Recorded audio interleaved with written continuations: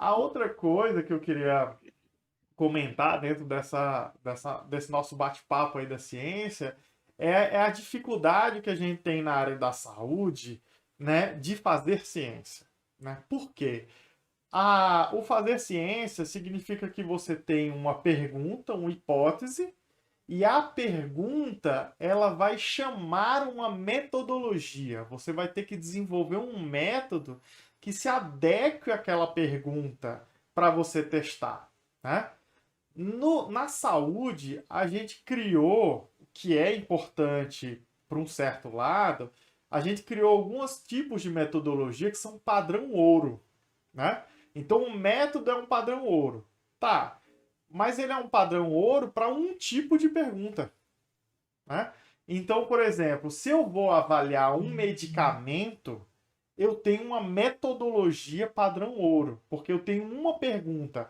Esse medicamento ele funciona assim, assado? Então, o que eu vou fazer? Tem que ser duplo cego, randomizado, né? Eu tenho que Isso. ter todo um critério, né? Um número X de pessoas para poder diminuir os vieses do método para aquilo me dar uma resposta mais precisa.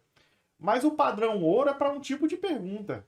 Se eu tenho um medicamento que funciona de uma forma diferente, como por exemplo a homeopatia, que ela é um medicamento individualizado, eu não posso dar aquele medicamento, o mesmo medicamento para um grupo grande de pessoas, eu tenho que mudar o método. Aquele padrão ouro não é o padrão ouro para estudar a homeopatia. Aquele padrão ouro não é o padrão ouro para outros tipos de pesquisa no campo das práticas integrativas. Significa que eu não posso fazer pesquisa com isso? Não. Eu tenho que fazer a pesquisa, mas o método padrão ouro vai ter que se adequar a aquilo que está sendo pesquisado. Né? Então a acupuntura tem muito essa questão também. Eu faço um protocolo, né? Para dar um outro exemplo, eu faço um protocolo de acupuntura e testo em todo mundo. Tá, o que eu estou testando ali? A acupuntura? Não, eu estou testando aquele protocolo, né? Então aquele protocolo, né, usado em todo mundo funciona, né? É isso que está me respondendo. Nem se o protocolo funciona ou não, ele me responde. Ele funciona, ele me responde se o protocolo sendo usado em todo mundo, se ele funciona, né? Sem individualizar.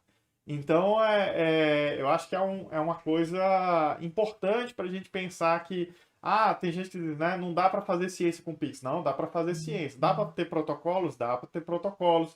Metodologia de pesquisa padrão ouro, mas que se adequa àquilo que a gente perguntou.